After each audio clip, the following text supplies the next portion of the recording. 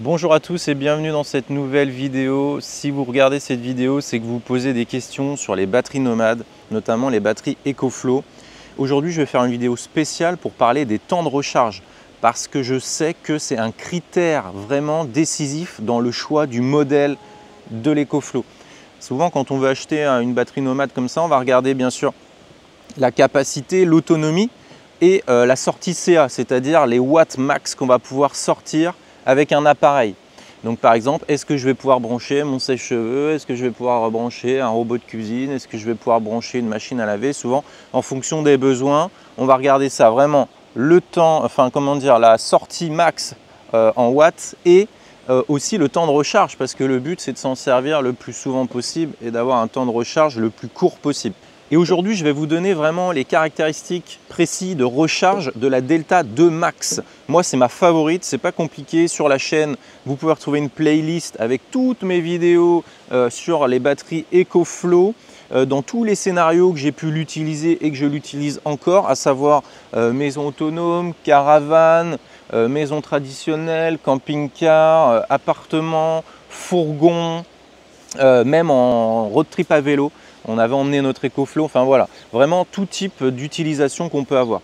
Donc celle-ci, pourquoi celle-ci dans cette vidéo? Parce que c'est ma favorite, parce qu'elle couvre 99% des appareils qu'on peut brancher. C'est-à-dire que sur celle-ci, tout ce que vous avez autour de vous, là, quand vous regardez cette vidéo, dans votre maison ou autre, ou dans votre véhicule de loisirs, eh bien quasiment 99% en tout cas des appareils, vous pourrez les brancher dessus.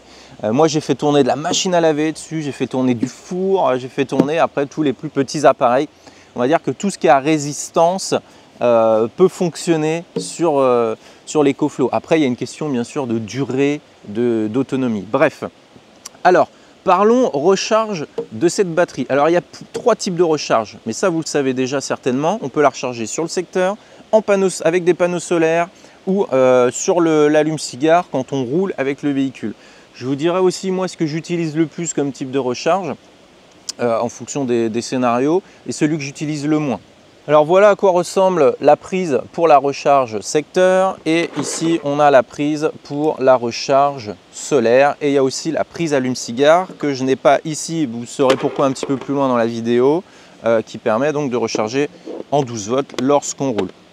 Alors il faut savoir que la Delta 2 Max a une particularité, c'est-à-dire qu'on peut aussi faire une recharge combo, c'est-à-dire avec du panneau solaire et du secteur. On va pouvoir combiner les deux. Parce que grâce à ce combo, en 48 minutes seulement, en utilisant 1000 watts de panneaux solaires installés plus de la recharge secteur, eh ben on va pouvoir la recharger de 0 à 80% en 48 minutes seulement.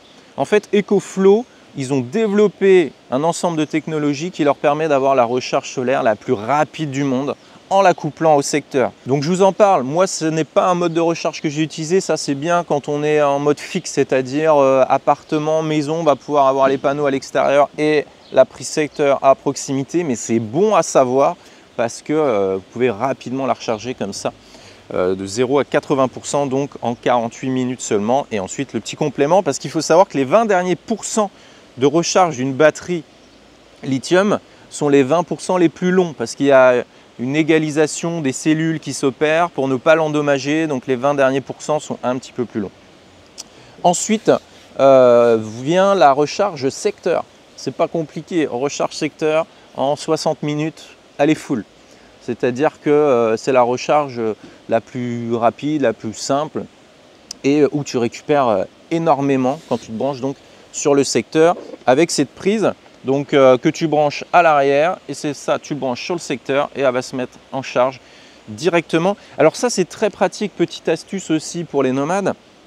Parfois sur des aires de service, eh bien, il nous arrive de payer l'eau par exemple 2 € et avec on a un quart d'heure d'électricité. Eh bien moi ce quart d'heure d'électricité je le gaspille jamais, c'est-à-dire que j'en profite pour brancher mon EcoFlow et je sais qu'en 15 minutes je vais récupérer énormément de la capacité. Vous voyez, en gros en 15 minutes je récupère un quart de la capacité. Donc si j'étais à 50, 60, etc., eh bien voilà. Ça m'est arrivé il y a quelques jours encore, elle était à 84% je crois, et j'ai remonté à 95 ou 16% le temps que je faisais mon plein d'eau. Enfin j'ai récupéré ce volume d'énergie qui aurait été perdu sinon en temps normal. Donc ensuite, au niveau de la recharge solaire, je vais vous donner plusieurs paliers parce que en fonction du panneau solaire que vous avez, plus il est petit, plus ça va être long. Donc je vais vous faire plusieurs scénarios. Moi, j'ai le panneau solaire 180 watts EcoFlow et j'ai aussi le panneau solaire 400 watts. Mais après, vous pouvez coupler plusieurs panneaux ou alors avoir un panneau plus gros, par exemple un 800 watts, un 1000 watts, etc. Donc avec un panneau solaire de 1000 watts, vous allez la recharger en 2,3 heures, pour vous donner une idée. Avec un panneau solaire de 800 watts, vous allez la recharger en 2,6 heures. Avec un panneau solaire de 400 watts, donc moi c'est mon plus gros panneau solaire, là il va falloir 5 heures. Donc bien sûr c'est aller complètement décharger, hein, voyez. Et si on a le taux d'ensoleillement le plus favorable possible et constant, bien sûr que si on a des nuages et des machins, ça sera un petit peu plus, voyez. Et ensuite, avec un petit panneau solaire de 180 watts, là il faudra compter un peu plus de 10 heures, c'est 11 heures, quelque chose comme ça, pour la recharger complètement. Bien sûr, c'est plus long parce qu'on produit moins d'énergie. L'un n'empêche pas l'autre. On va parler aussi de la recharge allume-cigare juste après. Mais ce qui est bien, c'est de compléter en fonction des situations. Si tu fais une nuit en camping, paf, tu la remets full rapidement. Si tu as des journées ensoleillées, paf, tu peux faire tes mises à niveau. L'idée aussi, c'est de compléter les modes de recharge et surtout d'être averti sur ça aussi. En tout cas, c'est important d'être éclairé sur à la fois les temps de recharge et à la fois sur l'utilisation qu'on veut faire de ce type de batterie. Donc c'est important d'en parler. Qu'est-ce que je veux dire? Donc maintenant, on va parler un petit peu de la recharge 12 volts, la recharge allume-cigare. Alors, pourquoi je n'ai pas la prise avec moi? Tout simplement parce que je ne l'utilise pas. Peut-être à tort, parce que c'est vrai que sur certains trajets, c'est de l'énergie qui est perdue. Mais il faut savoir qu'une prise allume-cigare, on va pouvoir, quand on la branche, on va être limité en sortie à peu près à 100 watts, 100, 110, 120 en fonction de votre prise allume-cigare. Et du coup, ça va être hyper long. C'est-à-dire que là, pour recharger la Delta 2 Max, qui est vraiment la plus grosse, qui est l'une des plus grosses en tout cas en termes de réserve, il va falloir 20 heures, quoi. Donc c'est très rare de faire des si longs trajets. Alors après, oui, pour des appoints, franchement, ça peut être bien. Moi, je n'utilise pas ce mode de recharge. Je trouve qu'il est trop peu productif. Et je suis tellement productif en solaire. Et quand je peux faire des appoints en 220, je le fais aussi. C'est pour moi amplement suffisant. Je n'en ai pas besoin. Et je trouve qu'on est trop limité avec une prise allume-cigare. En fait, c'est simple. Je vous explique comment faire le calcul. Comme ça, en fonction de votre configuration, vous pourrez le faire. En fait, là, par exemple, celle-ci, on a 2048 Wh de réserve d'énergie. Donc 2048, je les mets sur ma calculatrice.